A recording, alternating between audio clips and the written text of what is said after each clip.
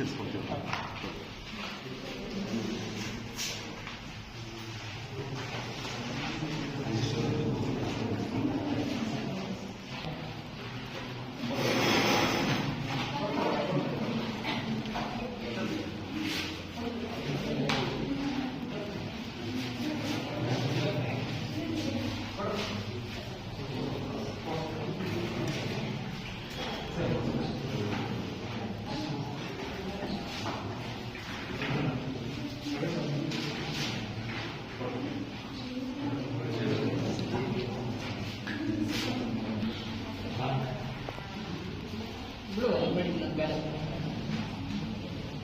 ಈ ದಿನದ ಕಾರ್ಯಕ್ರಮಕ್ಕೆ ಎಲ್ಲರಿಗೂ ನನ್ನ ವೈಯಕ್ತಿಕವಾಗಿ ಮತ್ತು ಕೃಷಿ ವಿಶ್ವವಿದ್ಯಾಲಯವಾಗಿ ಪ್ರಮುಖವಾಗಿ ವಿಜ್ಞಾನವನ್ನು ತೆಗೆದುಕೊಂಡು PUCಯಲ್ಲಿ ನಮ್ಮ ರೀತಿಯಲ್ಲೇ ಬರತಕ್ಕಂತಹ ಆಸೆ ಆಕಾಂಕ್ಷೆ ಇಟ್ಕೊಂಡಿರ್ತಕ್ಕಂಥ ಎಲ್ಲ ವಿದ್ಯಾರ್ಥಿಗಳು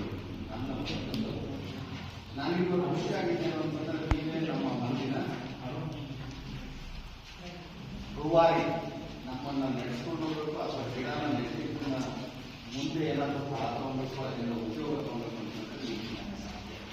ಆ ಕಾಲಗಳಿಗೆ ನಾವು ಆ ಕಾಲಘಟ್ಟವನ್ನು ಮುಖ್ಯವಾಗಿ ಮೊದಲಿಗೆ ಇವತ್ತಿನ ಕಾರ್ಯಕ್ರಮಕ್ಕೆ ಬರ್ಕೊಳ್ಳಿ. ನಾನು ಆಲ್ರೆಡಿ ಇದು 2ನೇ ಸರಿ ಬರ್ಕೊಳ್ಳಿ. ನಾನು ಮೂಲತಃ ಇದೇ ತಾಲೂಕಿನಲ್ಲಿ ಆದರೂ ಸಹ ನಾವು ಇಲ್ಲಿ ಬಂದು ನಾವು ನಮ್ಮ ಕೆಲಸ ಹೊಲ ಗಿಡ ಎಲ್ಲ ನಮ್ಮ ನಮಗೇನೋ ಒಂದು ರೀತಿ ಕುಡಿಗಲ್ಲು ಅಥವಾ ತುಮಕೂರು ಜಿಲ್ಲೆ ಬಹಳ ಒಂದು ಅವಿನಾಭಾವ ಸಂಬಂಧ. ಈ ಕಾರ್ಯಕ್ರಮದ ಉದ್ದೇಶ ಇಷ್ಟೇ, ಜೈವಿಕ ಇಂಧನ ಸಸ್ಯಗಳು. ಜೈವಿಕ ಇಂಧನ ಅಂತಂದ್ರೆ ಇಂಗ್ಲಿಷ್ನಲ್ಲಿ ಬಯಾಲಜಿ ಒಳಗೆ ಬಯೋಫ್ಯೂಯಲ್ ಅಂತ ಹೇಳ್ತಾರೆ. ಅಂದ್ರೆ ಯಾವುದೇ ಒಂದು ಜೈವಿಕ ಅಥವಾ ಜೀವ ಇರ್ತಕ್ಕಂಥ ವಸ್ತುಗಳಿಂದ ಎಣ್ಣೆಯನ್ನ ಅಥವಾ ಡೀಸೆಲ್ನ ಅಥವಾ ಪೆಟ್ರೋಲ್ನ ಅಥವಾ ಹೈಡ್ರೋಜನ್ನ ಯಾವುದೇ ರೀತಿಯ ಈ ಅನಿಲ ರೂಪವನ್ನು ತಯಾರಿಸ್ತಾರೆ. ನಮ್ಮೆಲ್ಲ ಇಬ್ಬರು ಯಾವುದೇ ಸಮಸ್ಯೆ ಏನಲ್ಲ. ನಮ್ಮಲ್ಲೆಲ್ಲ ಮೊದಲು ಹೊಂಗೆ ಇತ್ತು, ಹೊಂಗೆ ಗಾಣಗಳಿದ್ವು, ಹೊಂಗೆ ಗಾಣದಲ್ಲಿ ಇಷ್ಟೆಗಳು ಅರಿತಾ ಇದ್ವು. ಎಲ್ಲಾ ಜಾತಿಯ ಏನ್ ತಿನ್ನೋದಕ್ಕೆ ಉಪಯೋಗಿಸದೇ ಇರ್ತಕ್ಕಂತಹ ಎಲ್ಲಾ ಬೀಜಗಳನ್ನ ಶೇಖರಣೆ ಮಾಡಿ ಬೇಸಿಗೆನಲ್ಲಿ ಅದನ್ನ ಅರ್ಪಿಟ್ಟು ಎಣ್ಣೆನ ತೆಗೆದು ದೀಪದ ಎಣ್ಣೆಯಾಗಿ ಉಪಯೋಗಿಸ್ತಾ ಇದ್ರು. ಮತ್ತೆ ಏನ್ ತಿಪ್ಪೆ ಬರುತ್ತೆ ಅಂದ್ರೆ ಅಥವಾ ಕೇಕ್ ಬರುತ್ತೋ ಅದನ್ನ ಗೊಬ್ಬರವಾಗಿ ಉಪಯೋಗಿಸ್ತಾ ಇದ್ರು. ಆದ್ರೆ ಹಿಂದಿನ ಕಾಲದಲ್ಲಿ ಏನಾಗಿದೆ ಅಂದ್ರೆ ಈ ಮರಗಳನ್ನೆಲ್ಲನೂ ನಾವು ಕತ್ತರಿಸಾಕ್ತೀವಿ. ನಮ್ಮ ರೈತರ ದುರಾಸೆನೋ ಇಲ್ಲ ನಮ್ಮ ದುರಾಸೆನೋ ಏನೋ ಗೊತ್ತಿಲ್ಲ, ಹೇಗೆ ಬದುಗಳು ಅರ್ಧ ಎಕರೆ ಒಂದೊಂದು ಏನೋ ಗಾಡಿ ಓಡಾಡೋಷ್ಟು ಜಾಗ ಇರ್ತಿತ್ತು ಬದುಗಳು. ಇವಾಗ ಬದುಗಳು ಹೋಗ್ಬಿಟ್ಟು ಒಂದು ಕಾಲಿಟ್ಟು ಓಡಾಡೋದಕ್ಕಾಗದೇ ಇರ್ತಕ್ಕಂಥ ಜಾಗ ಆಗೋಗ್ತಿದೆ. ಮನಸ್ಸುಗಳು ಅಷ್ಟೇ ಬಹಳ ತೀರ ಹತ್ರ ಆಗ್ತಾ ಇರ್ಬೇಕಾದ್ರೆ ಸ್ವಲ್ಪ ನಾವು ವಿಶಾಲವಾಗಿ ಯೋಚನೆ ಮಾಡೋದು ಕಡಿಮೆ ಆಗಿದೆ ಅಷ್ಟೇ. ಅಂದ್ರೆ ನಾನೇನ್ ಹೇಳ್ತೀನಿ ಅಂದ್ರೆ ಈ ಗಿಡಗಳು ಅಥವಾ ಈ ಸಸ್ಯಗಳು ಸುಮಾರು 180-400 ಜಾತಿಯ ಸಸ್ಯಗಳಿದ್ದಾವೆ. ಈ ಬೀಜಗಳಲ್ಲಿ ಇರ್ತಕ್ಕಂಥದ್ದು ನಾವು ಸುತ್ತಮುತ್ತ ಇರ್ತಕ್ಕಂಥ ಹೊಂಗೆ ಗೊತ್ತಿಲ್ಲ, ನಮಗೆ ಹೊಂಗೆ ಗೊತ್ತು, ಹಿಪ್ಪೆ ಗೊತ್ತು. ಯಾವ ರೋಡ್ ಸೈಡ್ ನೋಡಿದ್ರು ಹಿಪ್ಪೆ ಮರ, ಹೊಂಗೆ ಮರ ಇತ್ತು. ಆಮೇಲೆ ಆಲ ಅಥವಾ ಅಗ್ನಿಪಥ ಆದ್ಮೇಲೆ ಇವೆಲ್ಲ ಕಡಿಮೆ ಆಗ್ತಾ ಬಂತು. ಯಾಕಂದ್ರೆ ದೊಡ್ಡ ಜಾಸ್ತಿ ಗಾಳಿ ಕೊಡ್ತಾ ಇಲ್ಲ. ಆದ್ರೆ ಈ ಬೀಜ ಕೊಡ್ತಕ್ಕಂಥದ್ದು ಎಲ್ಲ ಕಡೆ ಕಡಿಮೆ ಆಗ್ತದೆ. ಈಗ ತೀರ ಕಡಿಮೆ ಆಗ್ತದೆ. ಆದ್ರೆ ಈ ಗಿಡಗಳನ್ನೇ ಯಾಕೆ ಬೆಳೆಸಬೇಕು ಅಂತಂದ್ರೆ ಇವೆಲ್ಲವೂ ನಮ್ಮ ಭಾರತದಲ್ಲಿ ಆಲ್ರೆಡಿ ಇರ್ತಕ್ಕಂಥವು. ಮುಂದೆ ನಾವು ಆ ಬೀಜಗಳನ್ನ ಕಲೆಕ್ಟ್ ಮಾಡ್ಕೊಂಡು ಹೋಗಿ ಅಲ್ಲಿ ನರ್ಸರಿ ಒಳಗೆ ಬೆಳೆಸಿ ಆಮೇಲೆ ತಂದು ಇಲ್ಲಿ ಇದರಿಂದ ಉಪಯೋಗ ಇಷ್ಟೇ. ಇದೆಲ್ಲ ಏನು ಅಂತಂದ್ರೆ ನಾವು ಈ ಗಿಡಗಳನ್ನು ಬೆಳೆಸ್ತೀವಿ, 5 ವರ್ಷ ಆದ್ಮೇಲೆ ಇವು ಕಾಯಿಗಳು ಬಿಡ್ತವೆ, ಬೀಜ ಬಿಡುತ್ತೆ. ಬೀಜನ ಕಲೆಕ್ಟ್ ಮಾಡ್ತೀವಿ. 1 kg ಬೀಜಕ್ಕೆ, 1 kg ಬೀಜಕ್ಕೆ ಎಷ್ಟು ಕೊಡ್ತೀವಿ ಗೊತ್ತಾ? ನಾವು ರೈತರ ತರ ನೋಡ್ತೀವಿ. 1 kg ಬೀಜಕ್ಕೆ ಆಲ್ಮೋಸ್ಟ್ 42 ರೂಪಾಯಿ ಕೊಡ್ತೀವಿ. 42 ರೂಪಾಯಿ ಅಲ್ಲ ಹೇಳಿ ಮಾ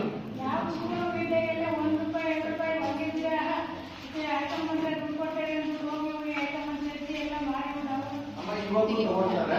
ಇವಾಗ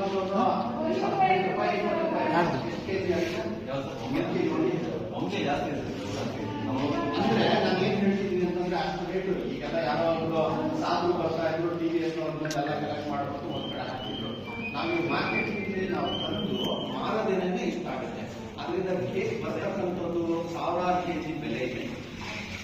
ಅಂದ್ರೆ ಇದನ್ನ ನಾವೇನ್ ಹೇಳ್ತೀವಿ, ಪುಡ್ಸೋ ಟೈಮ್ನೊಳಗೆ ನೀವು ಕಲೆಕ್ಟ್ ಮಾಡಿಕೊಂಡು ಅಥವಾ ಬೀಜವನ್ನು ಶೇಖರಣೆ ಮಾಡಿ ಇಟ್ಕೊಂಡು ಒಂದು ಕಡೆ ನೀವು ಆ ಶೇಖರಣೆ ಇಟ್ಬಿಟ್ಟು ಮಾರುತ್ತೆ, ನಿಮ್ಗೆ ಅದರಿಂದ ದುಡ್ಡು ಬರುತ್ತೆ. ಆ ಎಣ್ಣೆಯಿಂದ ನೀವು ಚಿಕನ್ ಹಚ್ಬೋದು ಅಥವಾ ಎಣ್ಣೆನ ನೀವು ಬಯೋಡೀಸಲ್ ಆಗಿ ನಾವೇನ್ ಡೀಸೆಲ್ ಇರ್ತದಲ್ಲ ಈ ತೋಟಗಾರಿಕೆ ಇಲಾಖೆಗೂ ಎಲ್ಲ ಅದಕ್ಕೆಲ್ಲ ಒಂದೇ ಮರ ಮತ್ತೆ ಎಲ್ಲ ಉಪ್ಪೆ ಮರ ಎಲ್ಲ ನಿಲ್ಬೇಕು, ಯಾವಾಗ ಇರ್ತಾ ಇರೋದು ಇಲ್ಲ ಸರ್. ನಾನು ಹೇಳ್ಬಿಡ್ತೀನಿ ಅವುಗಳ ಬಗ್ಗೆ. ಆಮೇಲೆ ನಿಮ್ಮ ಏನು ಮನಸ್ಸಿನಲ್ಲಿ ಇದ್ದಂತಹ ಪ್ರಶ್ನೆಗಳನ್ನೆಲ್ಲ ನೀವು ಕೇಳ್ಬೋದು, ನಾನು ಹೇಳ್ತೀನಿ. ನಮ್ಮ ಈ ಕಾರ್ಯಕ್ರಮ ಏನು ಅಂತಂದ್ರೆ, ನಾವು ಕೃಷಿ ವಿಶ್ವವಿದ್ಯಾನಿಲಯದಿಂದ ಈ ಹೋಟಾ ಅಂತ ಒಂದು ಕಂಪನಿ ಇದೆ, ಅವರ CSR ನಾವು ಕೊಟ್ಬಿಟ್ಟು ಈ ಗಿಡಗಳನ್ನ ಬೆಳೆಸ್ಬಿಟ್ಟು ಹಳ್ಳಿಗಳಲ್ಲಿ ಬೆಳೆಸಿ ಕೇಳೋದು. ಆ ಕಾರ್ಯಕ್ರಮನ ನಮ್ಮ ಮಕ್ಕಳ ಮುಖಾಂತರ ನಾವು ಮಾಡಿದ್ರೆ ಇಲ್ಲಿದ್ದವರು ಇಲ್ಲಿದ್ದು ಅವ್ರು ಬರೋಷ್ಟೊಳಗೆ ಅಗ್ನಿಕ ಹತ್ಕೊಂಡು ಅಂತಂದ್ರೆ ಮುಂದೆ ಬೆಳೆದು ದೊಡ್ಡ ನಿರ್ಮಾಣ ಆಗ್ತಾ ಇಲ್ಲ. ನಾವು ರೈತರಿಗೆ ಕೊಟ್ಬಿಟ್ರೆ ಇಂಟ್ರೆಸ್ಟ್ ಇರೋರು ಆಗ್ತಾರೆ. ಯಾಕಂದ್ರೆ ಸುಮಾರು ಏನಾದ್ರು ಹಣ್ಣು ಬಿಡೋಂತ ಮಾತ್ರ ಇಂಟ್ರೆಸ್ಟ್ ತಗೋತಾರೆ. ಈಗ ಉದ್ಯೋಗಕ್ಕೆ ಬರಲ್ಲ ಅಂತ ಯಾರು ಮಾಡಲ್ಲ. ಆದ್ರೆ ಈಗ ಉದ್ಯೋಗ ಬಹಳ ಸಿಗುತ್ತೆ. ಮುಂದೆ ನಾವೇನಾದ್ರೂ ಇಂಧನದ ಮೇಲೆ ನಾವು ಇಂಧನದ ಬೆಲೆ ನೋಡಿರ್ಬೋದು, ಬೆಲೆ ಕೇಳ್ತಾ ಇದೆ. ಒಂದು ಇಂಧನ ಒಂದು ದಿವಸ ಯಾವತ್ತು ಇಷ್ಟೇ ಸಿಗುತ್ತೆ ಅಂತ ಹೇಳಕ್ಕಾಗಲ್ಲ. ನಮ್ಮಲ್ಲಂತೂ ಇಂಧನ ಮೂಲ ಯಾವುದು ಇಲ್ಲ. ಈಗ ಏನ್ ನೀವು ಜೈವಿಕ ಅಲ್ಲದೆ ಇರತಕ್ಕಂಥ ಇಂಧನ ಮೂಲಗಳು ಖಾಲಿ ಆಗಬೇಕು ಅಂದ್ರೆ ನೀವು ಅವಾಗ ಇದ್ರ ಮೇಲೆ ನಾವು ಡಿಪೆಂಡ್ ಆಗ್ತದೆ ಅಷ್ಟೇ. ಮತ್ತೆ ಇವಾಗ ನಮ್ಮ ಒಂದು ಪಾಲಿಸಿ ಪ್ರಕಾರ ಗೌರ್ಮೆಂಟ್ ಏನ್ ಹೇಳ್ತಾರೆ, 2050 ಸುಮಾರು 5% ಇಂಧನ ಜೈವಿಕ ಮೂಲದಿಂದ ಉತ್ಪಾದನೆ ಮಾಡಬೇಕು. ಇಲ್ಲ ಅಂದ್ರೆ ನೀವು ಯಾವ್ದು ಗಾಡಿಗಳು ಕೊಡಕ್ಕಾಗಲ್ಲ, ನೀವು ಫ್ಲೈಟ್ ಬೇರೆ ದೇಶಕ್ಕೆ ಹೋಗಕ್ಕಾಗಲ್ಲ ಅಂತ ಒಂದು ಆಸೆ. ಹೀಗಾಗಿ ಆ ಒಂದು ಹುದ್ದೆಗೆ ಬರೆಸ್ತಕ್ಕಂಥ ಪರಿಸ್ಥಿತಿ ನಾವು ಅದನ್ನ ಪಡ್ಕೊಳ್ಳೋದಕ್ಕಿಂತ ಮುಂಚೆನೆ ಎಚ್ಚರಗೊಂಡು ಗಿಡಗಳನ್ನ ಹಾಕಿದ್ರೆ ಒಂದು 10 ವರ್ಷ ಆದ್ಮೇಲೆ ಈ ಗಿಡಗಳೆಲ್ಲ ಗಿಡಗಳು ಶುರು ಮಾಡುತ್ತೆ. ಹಾಗಾಗಿ ನಮ್ಮ ಕೃಷಿ ವಿಶ್ವವಿದ್ಯಾನಿಲಯದಿಂದ ಮೊದಲಿಗೆ 2008ರಲ್ಲಿ ಹಾಸನದಲ್ಲಿ ಜೈವಿಕ ಇಂಧನ ಉದ್ಯಾನ ಅಂತ, ಹಾಸನದಲ್ಲಿ ಸುಮಾರು 25 ಲಕ್ಷಕ್ಕೂ ಹೆಚ್ಚು ಈ ರೀತಿಯ ಗಿಡಗಳನ್ನ ನಾವು ನೆರವಣಿಗೆ ಮಾಡಿದ್ದೇವೆ. ಈಗ ಆಲ್ರೆಡಿ ಅವು ಸುಮಾರು 500 ಜನ ರೈತರನ್ನೇ ಅವರ ಒಂದು ಫಾರ್ಮರ್ಸ್ ಕೋಆಪರೇಟಿವ್ ಸೊಸೈಟಿ ಮಾಡಿಕೊಂಡು ಅಲ್ಲಿ ಕ್ರಶ್ ಮಾಡಿ ಈ MCL ಅಂತ ಬರುತ್ತೆ, ಮಂಗಳೂರು ಕೆಮಿಕಲ್ಸ್ ಅಂಡ್ ಫರ್ಟಿಲೈಸರ್ಸ್ ಅಂತ ಇದೆಯಲ್ಲ, ಅಲ್ಲಿ ಏರ್ಪಟ್ಟ ಇದು ಆಯಿಲ್ ನ ಅಲ್ಲಿ ನಾವು ಟ್ರಾನ್ಸ್ಫರ್ ಮಾಡುವಂತ ವಿಧಾನವನ್ನು ನಾವು ಕೃಷಿ ವಿಷಯದಿಂದ ಮಾಡ್ತಾ ಇದ್ದೀವಿ. ಯಾಕೆಂದ್ರೆ ಮುಂದೆ ಮುಂದಾಲೋಚನೆ ಇಟ್ಕೊಂಡು ಮತ್ತೆ ಇದು ಯಾವುದು ಏನು ನಾವು ಬೀಜದಿಂದ ಎಣ್ಣೆ ಬರುತ್ತೆ, ಎಣ್ಣೆಯಿಂದ ನೀವು ಆ ಜಿಡ್ಡಿನ ಅಂಶ ತೆಗೆದ್ರೆ ಆ ಗ್ಲಿಸರಿನ್ ಸೋಪ ಕನ್ವರ್ಟ್ ಆಗುತ್ತೆ, ಅಥವಾ ವಾಶ್ ಮಾಡೋದು ಯೂಸ್ ಮಾಡಬಹುದು. ಆ ಎಣ್ಣೆ ಏನಿರುತ್ತಲ್ಲ ಅದನ್ನ ಡೀಸೆಲ್ ಇಂಜಿನ್ಗೆ ಹಾಕೊಂಡು ಓಡಿಸೋದು. ಏನ್ ಹೇಗ್ ಬರುತ್ತೆ ಅದರ ತ್ಯಾಜ್ಯ ವಸ್ತು ಅದನ್ನ ಹೊಲಕ್ಕೆ ಹಾಕಿದ್ರೆ ಉತ್ಕೃಷ್ಟವಾಗುತ್ತೆ. ಹಾಗಾಗಿ ಯಾವುದೇ ಕಾರಣಕ್ಕೂ ಖರ್ಚಂತದ್ದು ಯಾವುದೇ ಪ್ರಶ್ನೆ ಇಲ್ಲ. ಒಬ್ಬೊಬ್ರು 5 ಗಿಡ ನಮ್ಮ ಹೊಲಗಳಲ್ಲಿ ಇಟ್ಟು ಅಂತಂದ್ರೆ 10 ವರ್ಷ ಆದ್ಮೇಲೆ ಒಂದು ಗಿಡ 4,000 ಕೊಡುತ್ತೆ. ಮತ್ತೆ ಎಲೆ ಜೊತೆ ಗೊಬ್ಬರ ಆಗುತ್ತೆ, ಮತ್ತೆ ಇದು ಎಣ್ಣೆ ಉಪಯೋಗಕ್ಕೆ ಬರುತ್ತೆ, ಮತ್ತೆ ಏನ್ ನಮ್ಗೆ ಆ ಹಿಂಡಿ ಇದೆಯಲ್ಲ ಅದನ್ನು ಉತ್ಕೃಷ್ಟವಾಗಿ ನಾವು ಇಷ್ಟೇ ಬೇರೆ ಕಾರ್ಯಕ್ರಮ ಇಲ್ಲ. ಆ ಒಂದು ಹೋಂಡಾ ಕಂಪನಿಯವರು ಇದನ್ನು ಉತ್ತೇಜನ ಮಾಡೋದಕ್ಕೋಸ್ಕರ ಎಲ್ಲ ಹಳ್ಳಿಗಳಲ್ಲೂ ನಮ್ಮ ಹುಡುಗರು ಮಕ್ಕಳುಗಳನ್ನ 15 1,001 ಗಿಡನಾದ್ರೂ ಅಟ್ಲೀಸ್ಟ್ ನೀವು ಹಾಕ್ರಪ್ಪ, ನೀವು ರೈತರಿಂದ ನೀವು ಎಷ್ಟು ತಗೊಂಡ್ತಿರೋ ಅಥವಾ ನೀವು ಎಷ್ಟು ಕೊಡ್ತಿರೋ, ಅವ್ರ ತಲೆಯಲ್ಲಿ ಎಷ್ಟು ಉಳಿಯುತ್ತೋ ನಿಮ್ಮ ತಲೆಯಲ್ಲಿ ಎಷ್ಟು ಉಳಿಯುತ್ತೆ, ಯಾವುದು ಶಾಶ್ವತ ಅಲ್ಲ. ಒಂದು ತಿಂಗಳಿಗೆಲ್ಲ ಮರ್ತೋಗ್ತೀವಿ. ಆದ್ರೆ ಇವು ಮಾತ್ರ ನಾವು ಜ್ಞಾಪಿಸ್ಕೊಳ್ತವೆ. ಆ ಮಕ್ಕಳಿಗೂ ಅರಿವಾಗಿ ಕಾರ್ಯಕ್ರಮ. ಈ ಕಾರ್ಯಕ್ರಮನ ಈ ಎಲ್ಲಾ ಭಾಗದಲ್ಲಿ ತುಮಕೂರಿನಲ್ಲಿ, ದೊಡ್ಡಬಳ್ಳಾಪುರದಲ್ಲಿ, ಚಿಕ್ಕಬಳ್ಳಾಪುರದಲ್ಲಿ ಎಲ್ಲಾ ಕಾರ್ಯಕ್ರಮವನ್ನು 15 ಹಳ್ಳಿಗಳನ್ನು ಮಾಡ್ತಾ ಇದ್ದೀವಿ. ಇಷ್ಟೇ ಇದರ ಉದ್ದೇಶ, ಬೇರೆ ಏನಿಲ್ಲ.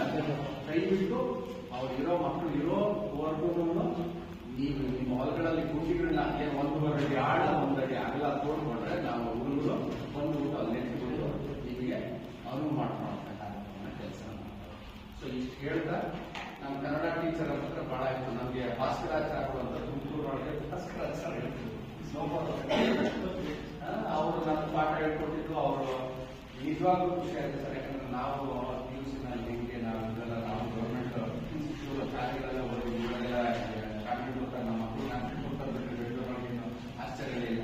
ಕನ್ನಡ ಬಹಳಷ್ಟು ಪ್ರೀತಿಯಾದಂಥ ಸಬ್ಜೆಕ್ಟ್ ನಮ್ಮ ಮುಂದೆ ಇರೋದ್ರೆ ಸರ್ ನೀವು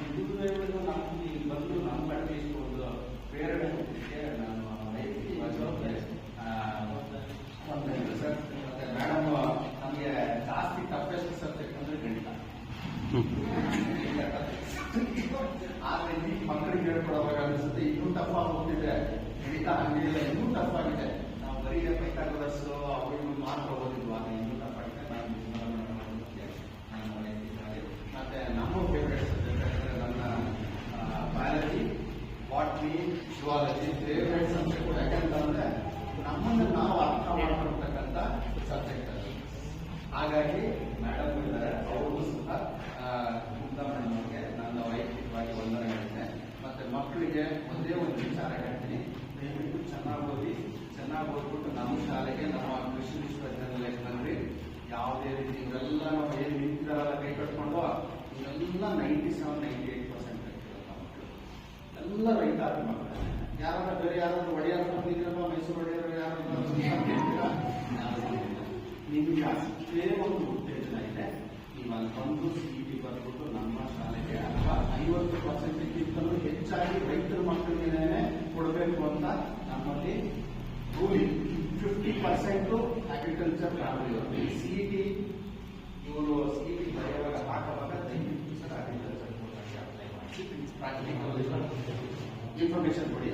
ನಾನು ಹೇಳಿದ್ದೀನಿ ಪ್ರಾಕ್ಟಿಕಲ್ ಈಗ ನಿಮಗೂ ಗಮನದಲ್ಲಿರಲಿ. ಪ್ರಾಕ್ಟಿಕಲ್ ಇದ್ದಾಗ ದಯವಿಟ್ಟು ನಮ್ಮ ಮಕ್ಕಳ ಸಹಾಯ ಪಡೆದು ಚೆನ್ನಾಗಿ ಸ್ಕೋರ್ ಮಾಡಿಬಿಟ್ಟು ನಮ್ಮ ಶಾಲೆಗೆ ನೀವು ಯಾರಾದರೂ ಬಂದರೂ ಸಹ ನಾವು ಒಕ್ಕರಳ್ಳಿ ಇಂಥ ಕಾರ್ಯಕ್ರಮ ಮಾಡಿದ್ದು ನಮ್ಮ ಮಕ್ಕಳು ಬಂದಿದ್ದಾರೆ ಅನ್ನೋದಕ್ಕೆ ನಮಗಂತೂ ಬಹಳಷ್ಟು ಸಂತೋಷ ಆಗುತ್ತೆ.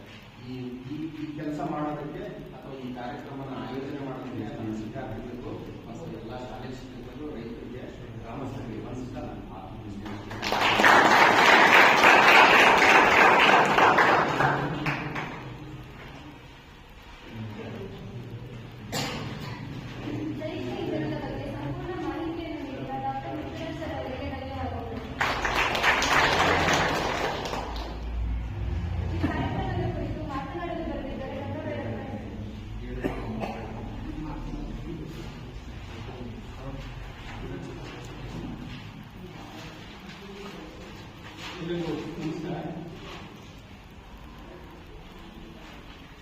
ನಾಡಿನ ಪ್ರತಿಷ್ಠಿತ ವಿಶ್ವವಿದ್ಯಾಲಯವಾಗಿರ್ತಕ್ಕಂತಹ ಕೃಷಿ ವಿಶ್ವವಿದ್ಯಾಲಯ ಹಾಗೂ ನಮ್ಮ Honda trading corporation private limited ಈ ಒಂದು ಸಹಯೋಗದಿಂದ ಜೈವಿಕ ಇಂಧನದ ಬಗ್ಗೆ ಅರಿವು ಹಾಗೂ ಒಂದು ವನಮಹೋತ್ಸವದ ಕಾರ್ಯಕ್ರಮವನ್ನು ಹಮ್ಮಿಕೊಂಡಿದ್ದೀವಿ. ಇಂತಹ ಒಂದು ಕಾರ್ಯಕ್ರಮದಲ್ಲಿ ಉಪಸ್ಥಿತರಿರುವಂತಹ GKVTಯ ಪ್ರೊಫೆಸರ್ ಆಗಿರ್ತಕ್ಕಂತಹ ಡಾಕ್ಟರ್ ಪುಟ್ಟರಾಜ್ ಅವರೇ ಹಾಗೂ ನಮ್ಮ ಕಾಲೇಜಿನ ಹಿರಿಯ ಉಪನ್ಯಾಸಕಿಯರಾಗಿರುವಂತಹ ನಿರ್ಮಲಾ ಮೇಡಮ್ ಅವರೇ ಹಾಗೂ ಕುಮುದಾ ಮೇಡಮ್ ಅವರೇ, ನಮ್ಮ ಗ್ರಾಮದ ಎಲ್ಲ ಬಂಧುಗಳೇ ಮತ್ತು ನಮ್ಮ ಹೆಚ್ಚಿನ ವಿದ್ಯಾರ್ಥಿನಿಯರು, ಇದು ಬಹಳ ಮಹತ್ವಪೂರ್ಣವಾಗಿರ್ತಕ್ಕಂತಹ ಒಂದು ಕಾರ್ಯಕ್ರಮ ಇದೆ. ಏಕೆಂದರೆ ಈ ಒಂದು ಕಾರ್ಯಕ್ರಮದ ಅಗತ್ಯತೆ ಒಂದು ಹಳ್ಳಿಗಳನ್ನು ಕೂಡ ಬೇಕಾಗಿದೆ. ಮೊದಲಿಗೆ ನಾವು ಪರಿಸರದ ಬಗ್ಗೆ ಅರಿವನ್ನು ಮೂಡಿಸಿಕೊಳ್ತಕ್ಕಂಥದ್ದು ಬಹಳ ಮುಖ್ಯ. ನನಗೆ ಸಹಜ ಗೊತ್ತಿದೆ, ಎಲ್ರಿಗೂ ಗೊತ್ತಿದೆ, ನಮ್ಮ ಮಕ್ಕಳಿಗಂತೂ ತಿಳ್ಕೊಂಡೇ ಪರಿಸರ ಅಂತಂದ್ರೆ ಏನು ನಮ್ಮ ಸುತ್ತಮುತ್ತಲಿನಲ್ಲಿ ಕಣ್ಣಿಗೆ ಕಾಣತಕ್ಕಂತಹ ಬೆಟ್ಟ ಗುಡ್ಡ, ಮರ, ಗಿಡ, ಜೀವಿಗಳು ಇದೆಲ್ಲವನ್ನ ಒಳಗೊಂಡಂತೆ ನಾವು ಪರಿಸರ ಅಂತ ಹೇಳ್ತೀವಿ. ಈ ಪರಿಸರ ಮತ್ತು ಮನುಷ್ಯನ ನಡುವೆ ಇರತಕ್ಕಂತಹ ಒಂದು ಸಂಬಂಧ ಇದೆ. ಪರಿಸರ ಮತ್ತು ಮನುಷ್ಯನ ಸಂಬಂಧ, ಪರಿಸರವೂ ಚೆನ್ನಾಗಿರ್ಬೇಕು, ಇತ್ತ ಕಡೆ ಮನುಷ್ಯನ ಬದುಕು ಚೆನ್ನಾಗಿರ್ಬೇಕು ಅಂತಂದ್ರೆ ಅದನ್ನ ನಾವು ಅನುಸಂಧಾನದ ರೀತಿಯಲ್ಲಿ ಬದುಕಬೇಕು. ನಾವು ಪ್ರಕೃತಿ ನಾವೇನಾದ್ರೂ ಕೊಡಬೇಕು, ಪ್ರಕೃತಿಯಿಂದ ಪಡ್ಕೋಬೇಕು. ನಾವು ಇನ್ನು ಬದುಕಿದಾಗ ಪ್ರಕೃತಿನೂ ಉಳಿಯುತ್ತೆ, ನಾವು ಉಳಿಯುತ್ತೆ. ಆದ್ರೆ ಇವತ್ತು ಏನಾಗೋಗ್ತಿದೆಯಪ್ಪ ಅಂತಂದ್ರೆ ಮನುಷ್ಯ ಸರ್ವಾಧಿಕಾರಿ ಆಗೋಗ್ತಿದ್ದಾನೆ. ಭೂಮಿಯ ಮೇಲೆ ನಾನಷ್ಟೇ ಮುಖ್ಯ, ಭೂಮಿಯ ಮೇಲೆ ಉಳಿದವು ಎಲ್ಲವೂ ಕೂಡ ಇರ್ತಕ್ಕಂಥದ್ದು ನನಗೋಸ್ಕರ ಎನ್ನುವಂತಹ ಆಲೋಚನೆ ಮನುಷ್ಯನ ಮನಸ್ಸಿನಲ್ಲಿದೆ. ನಿಜಕ್ಕೂ ಕೂಡ ಒಂದು ಕೀಟನೂ ಕೂಡ ಬಹಳ ಮುಖ್ಯ ಭೂಮಿಯ ಮೇಲೆ. ಮನುಷ್ಯ ಅಷ್ಟೇ ಅಲ್ಲ, ಏನಿರಲಿ 20 ಕೋಟಿ ಜೀವರಾಶಿ ಅಂತ ಹೇಳ್ತೀವಿ ನಾವು. ಆ ಜೀವರಾಶಿಗಳಲ್ಲಿ ಮನುಷ್ಯ ಜೀವನ ಒಂದು ಅಷ್ಟೇ, ಅವನು ಪ್ರಮುಖ ಅಲ್ಲ. ನಮ್ಮಲ್ಲೇನು ಶಕ್ತಿ ಇದೆ, ಬುದ್ಧಿವಂತಿಕೆ ಇದೆ ಅಂತ ಹೇಳ್ಬಿಟ್ಟು ಉಳಿದಂತದ್ರ ಮೇಲೆ ಎಲ್ಲರಲ್ಲಿ ಸಾರ್ವಭೌಮತ್ವವನ್ನ, ಅಧಿಕಾರವನ್ನ ಸ್ಥಾಪಿಸಲಿಕ್ಕೆ ಒಳಗಿಲ್ಲ ನಾವು. ಖಂಡಿತವಾಗೂ ಕೂಡ ಅದು ತಪ್ಪು. ಹಾಗೂ ಎಲ್ಲ ಜೀವಿಗಳಲ್ಲಿ ನಾವು ಕೂಡ ಒಂದು ಎನ್ನುವಂತಹ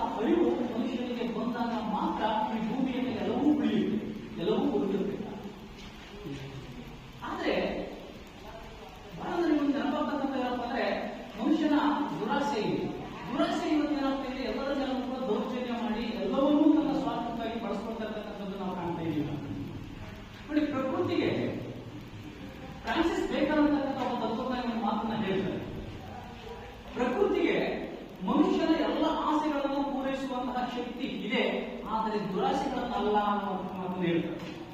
ಆದ್ರೆ ನಾವು ಹಾಗಲ್ಲ, ನಮಗೆ ಎಷ್ಟು ಬೇಕು ಅನ್ನುವಂಥದ್ದನ್ನ ಮರೆತು ಬಿಟ್ಟು ನಾವೇನ್ ಮಾಡ್ತೀವಿ, ನಮ್ಮ ದುರಾಸೆಗೆ ಹೊರದಾಗಿ ಮತ್ತೆ ಹೆಚ್ಚು ಅಂತಂದ್ರೆ ನಮಗೂ ಬೇಕು, ನಮ್ಮ ಮಕ್ಕಳಿಗೂ ಬೇಕು, ಮೊಮ್ಮಕ್ಕಳಿಗೂ ಬೇಕು ಅನ್ನುವ ರೀತಿಯಲ್ಲಿ ನಾವು ಪ್ರಕೃತಿಯಲ್ಲಿರ್ತಕ್ಕಂಥ ಸಂಪನ್ಮೂಲಗಳನ್ನ ಬಳಸ್ಕೊಳ್ತಾ ಇದ್ದೀವಿ. ಸೊ ಇದು ತಪ್ಪು. ಸೊ ಇದು ಪರಿಣಾಮ ಏನಾಗುತ್ತಪ್ಪ ಅಂತಂದ್ರೆ ಮುಂದಿನ ದಿನಗಳಲ್ಲಿ ಪ್ರಾಕೃತಿಕ ಸಂಪನ್ಮೂಲಗಳೆಲ್ಲವೂ ಕೂಡ ಬರಿದಾಗ್ತಾ ಹೋಗ್ತವೆ, ಎಲ್ಲವೂ ಕೂಡ. ಸೊ ಇವತ್ತಾದ್ರೆ ನಾವು ನಮ್ಮ ಕಣ್ಣು ಮುಂದೆ ಸಾಕಷ್ಟು ಇದೆ.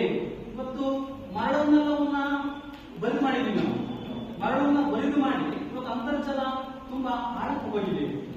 ಇವತ್ತು 1500, 1400, 600 ಈ ತರದಲ್ಲಿ ಬೋರ್ವೆಲ್ಗಳನ್ನ ಕೊರೆಸಿದ್ರು ಕೂಡ ನಿಲ್ಲಿಸಿದೆ ಅಂತಕ್ಕಂಥ ಒಂದು ಸ್ಥಿತಿಗೆ ಹೋಗಿದೆ. ಯಾಕಾಗಿದ್ದು ಅಂತಂದ್ರೆ ಮರವನ್ನು ಹೆಚ್ಚು ನಾವು ತೆಗೆದು ಅಂತರ್ಜಲವನ್ನೇ ನಾವು ಕಳೆದುಕೊಳ್ಳುವುದು. ಮತ್ತೆ ಗಣಿಗಾರಿಕೆ, ಕಾಡನ್ನು ನಾಶ ಮಾಡ್ತಕ್ಕಂಥದ್ದು, ಮತ್ತೆ ಪ್ರಾಣಿ ಪಕ್ಷಿಗಳನ್ನ ಕೊಲ್ತಕ್ಕಂಥದ್ದು, ಇದರಿಂದ ಎಲ್ಲ ಏನಾಗುತ್ತಪ್ಪ ಅಂದ್ರೆ ಪರಿಸರದಲ್ಲಿ ವೈಪರೀತ್ಯಗಳು ಕೂಡ ಉಂಟಾಗ್ತಾ ಹೋಗ್ತಿದೆ.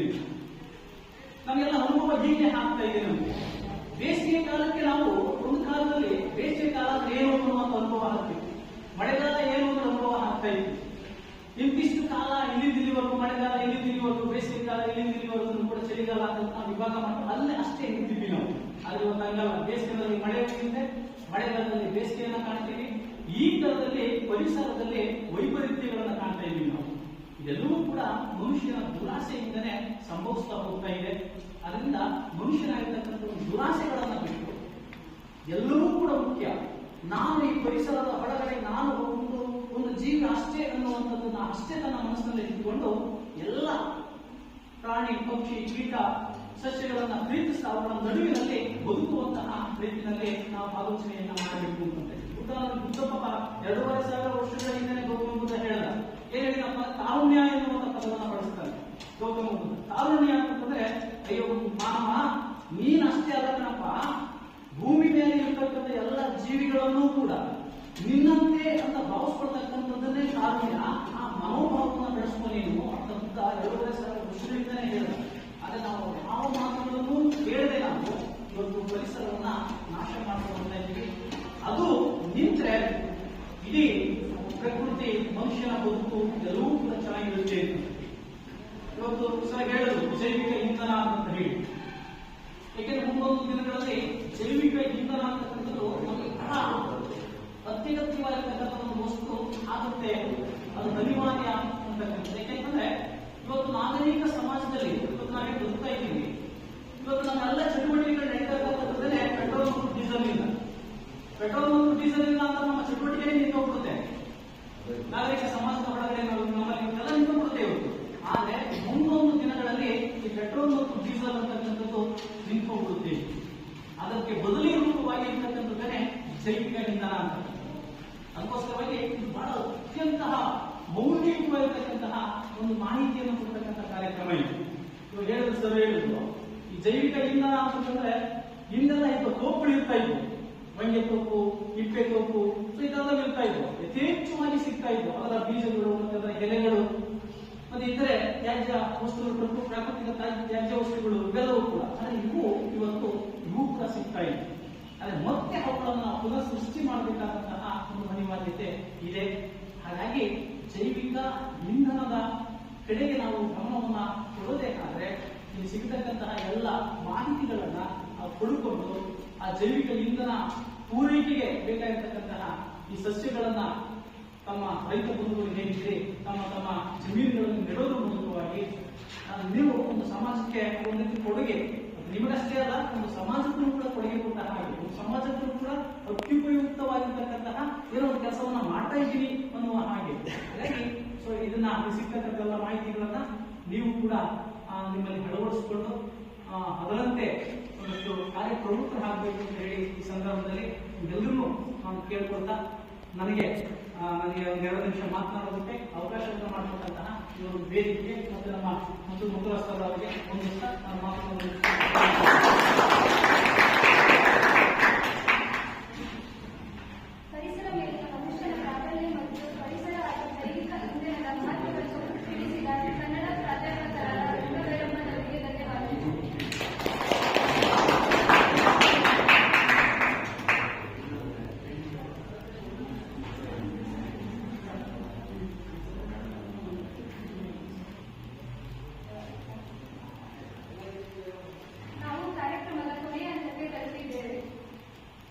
ಈಗ ಎಲ್ಲರನ್ನು ವಂದಿಸಲು ಈ ಕಾರ್ಯಕ್ರಮದಲ್ಲಿ ಭಾಗವಹಿಸಿದ ಮುತ್ತುರಾಜ್ ಸರ್ ಅವರು ಹಾಗೂ ಭಗವತ ಸರ್ ಅವರು, ನಿರ್ಮಲಾರವರು ಹಾಗೂ ಕುಮಲಾದೇವಿ ಅವರು ಮತ್ತು ಈ ಕಾರ್ಯಕ್ರಮದಲ್ಲಿ ಭಾಗವಹಿಸಿದ ಗ್ರಾಮಸ್ಥರು, ವಿದ್ಯಾರ್ಥಿಗಳು ಹಾಗೂ ನನ್ನ ಸಹಪಾಠಿಗಳಿಗೂ ಎಲ್ಲರಿಗೂ ವಂದನೆಗಳು.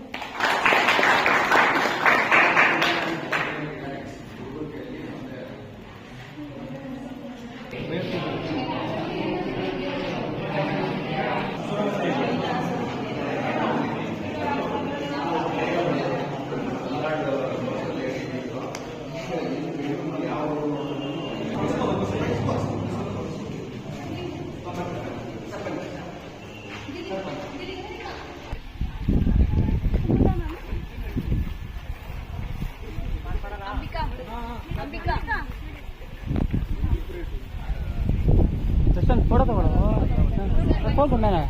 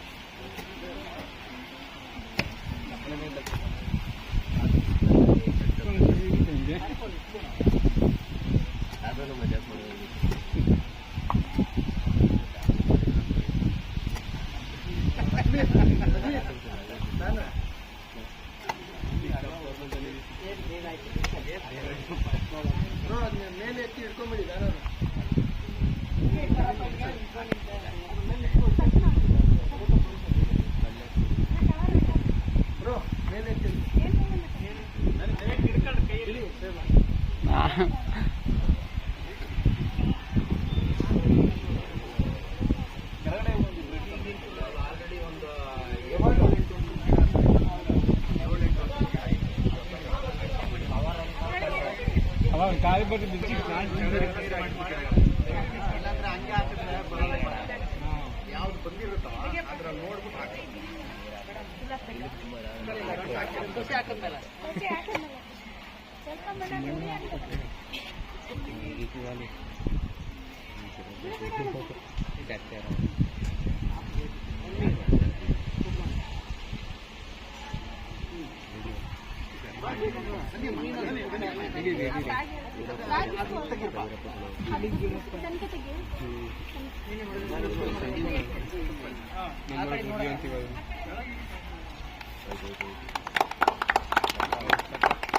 ನಾವ್ ಯಾರು ಇಲ್ಲ ಅಂದ್ರೂ ಅದು ಸಾರ್ಥಕವಾಗಿರುತ್ತೆ ಬಿರಿಯಮ್ಮ.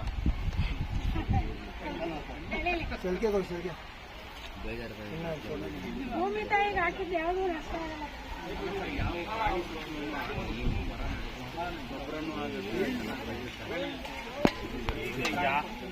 ಪಕ್ಕದಲ್ಲಿ ಸತ್ತಿ ವಾಸನೆ ಹೊಡಿತಾ ಇದ್ರು ಹಂಗೆ ಕೂತ್ಕೊಂಡು ಏನ್ ಮಾಡ್ತಾರೆ ಅಂದ್ರೆ ಮರ ಹಾಕ್ಕೊಂಡ್ರೆ ಜಮೀನಿಗೆ ತೊಂದರೆ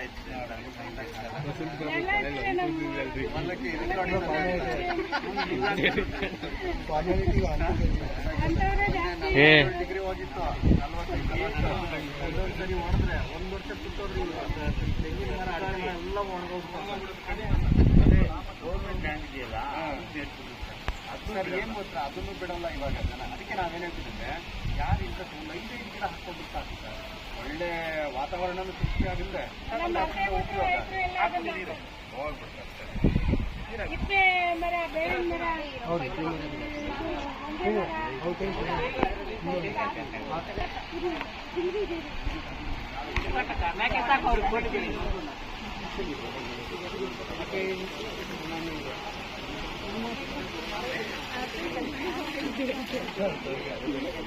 ಮತ್ತೆ ಈ ಕಡೆ ಬರ್ರಪ್ಪ, ಮತ್ತೆ ನೀವೆಲ್ಲ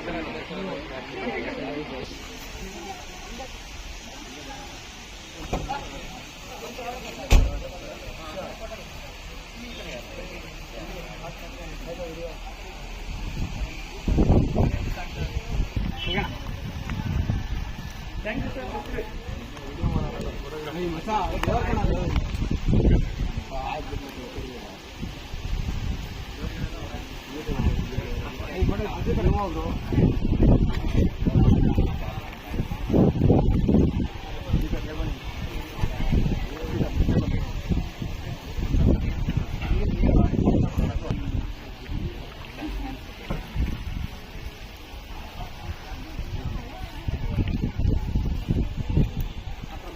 ಇದ್ರಲ್ಲಿ ಐತೆ ಹೆಂಗೋ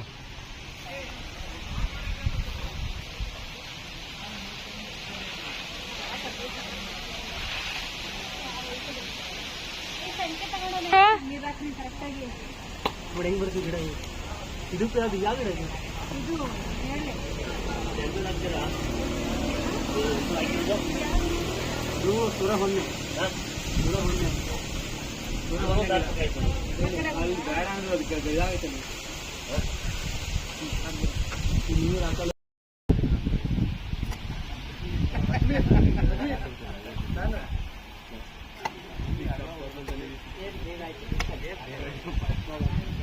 ಮೇಲೆ ಎತ್ತಿ ಹಿಡ್ಕೊಂಡ್ಬಿಡಿ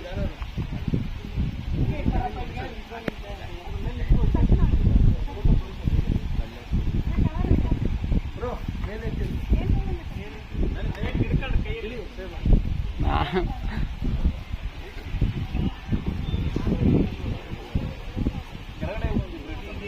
ಆಲ್ರೆಡಿ ಒಂದು 7-8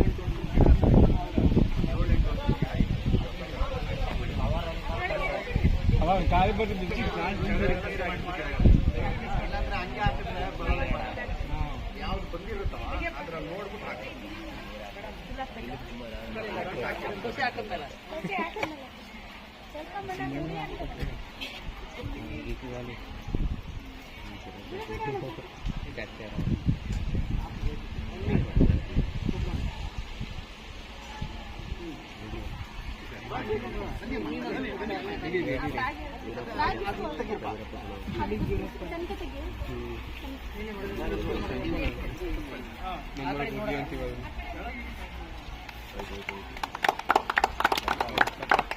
ನಾವ್ ಯಾರು ಇಲ್ಲ ಅಂದ್ರೂ ಅದು ಶಾಶ್ವತವಾಗಿರುತ್ತೆ ಬಿರಿಯಮ್ಮ.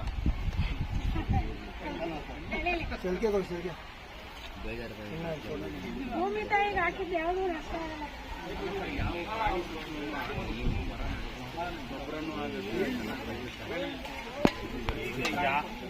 ಪಕ್ಕದಲ್ಲಿ ಸತ್ತಿ ವಾಸನೆ ಹೊಡಿತಾ ಇದ್ರು ಹಂಗೆ ಕೂತ್ಕೊಂಡು ಏನ್ ಮಾಡ್ತಾರೆ ಅಂದ್ರೆ ಮರ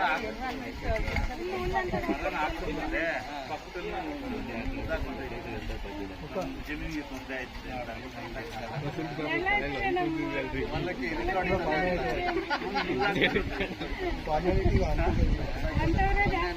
ಡಿಗ್ರಿ ಹೋಗಿತ್ತು 40 ಒಂದೊಂದು ಸರಿ ಹೊಡೆದ್ರೆ 1 ವರ್ಷ ಕುತ್ತೋದ್ರಿ ತೆಂಗಿನ ಮರ ಅಡಿಕೆ ಎಲ್ಲ ಒಣಗೋಗ್ಬಿಟ್ಟು ಗೌರ್ಮೆಂಟ್ ಲ್ಯಾಂಡ್ ಇದೆಯಲ್ಲ ಅದು ಸರ್ ಏನ್ ಗೊತ್ತಾ ಅದನ್ನು ಬಿಡಲ್ಲ ಇವಾಗ ಜನ. ಅದಕ್ಕೆ ನಾವೇನ್ ಹೇಳ್ತೀವಿ ಅಂದ್ರೆ ಯಾರು ಇಂಟ್ರೆಸ್ಟ್ ಒಂದು 5 ಗಿಡ ಹಾಕೊಂಡ್ಬಿಟ್ಟು ಸಾಕು ಸರ್. ಒಳ್ಳೆ ವಾತಾವರಣ ಸೃಷ್ಟಿ ಆಗಿದ್ರೆ ಇಪ್ಪೆ ಮರ, ಬೇವಿನ ಮರ,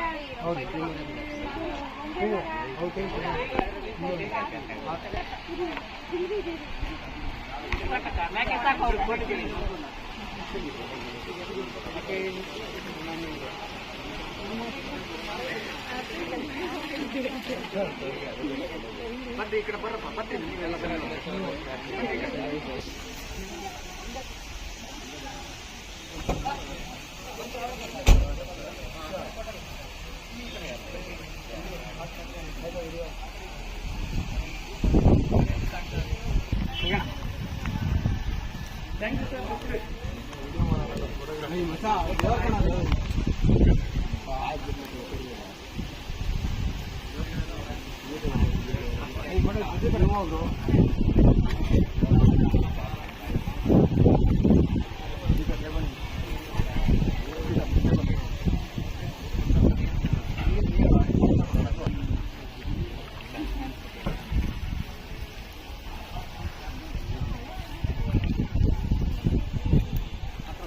ಇದ್ರಲ್ಲಿ ಐತೆ ಹೆಂಗೋ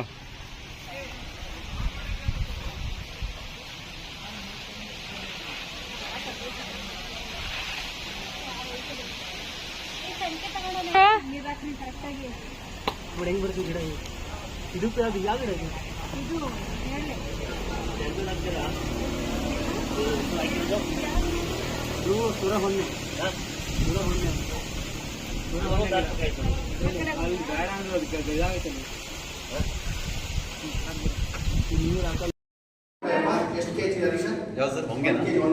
ಹೊಂಗೆ ಜಾಸ್ತಿ ಇದೆ ಸರ್ ಈಗ ಜಾಸ್ತಿ 40. ಅಂದ್ರೆ ನಾನು ಏನ್ ಹೇಳಿದ್ದೀನಿ ಅಂತಂದ್ರೆ ಅಷ್ಟು ರೇಟ್ ಈಗೆಲ್ಲ ಯಾವ ಯಾರೋ ಸಾಬ್ರು ಬರ್ತಾ ಇದ್ರು TVS ನೋಡಕ್ ಬಂದು ಎಲ್ಲ ಕಲೆಕ್ಟ್ ಮಾಡ್ಬಿಟ್ಟು ಒಂದ್ ಕಡೆ ಹಾಕಿದ್ರು. ನಾವು ಈ ಮಾರ್ಕೆಟ್ ನಾವು ತಂದು ಮಾರದೇನೆ ಇಷ್ಟ ಆಗುತ್ತೆ. ಅದರಿಂದ ಕೇಕ್ ಬರ್ತಕ್ಕಂಥದ್ದು ಸಾವಿರಾರು ಕೆಜಿ ಬೆಲೆ ಇದೆ.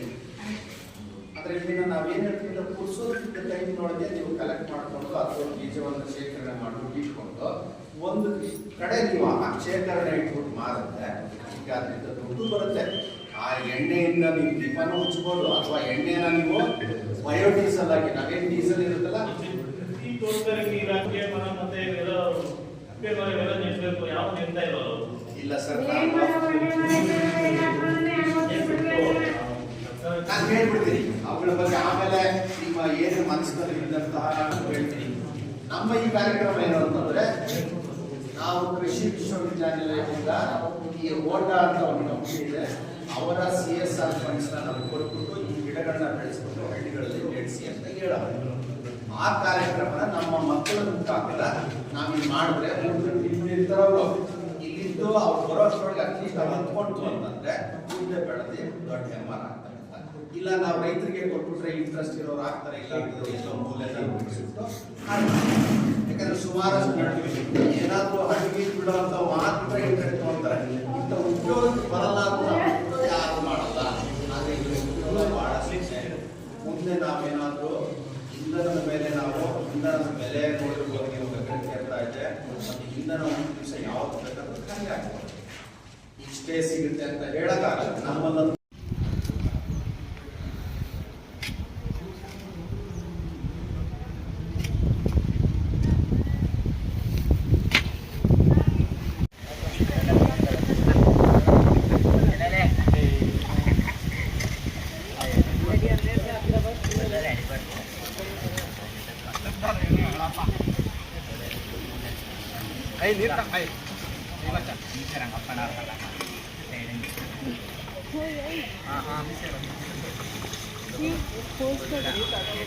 ಪ್ಲಾನ್ ತಗೊಂಡು ಲಾಸ್ಟ್ ಮುಖ ತೋರ್ಸ್ರು.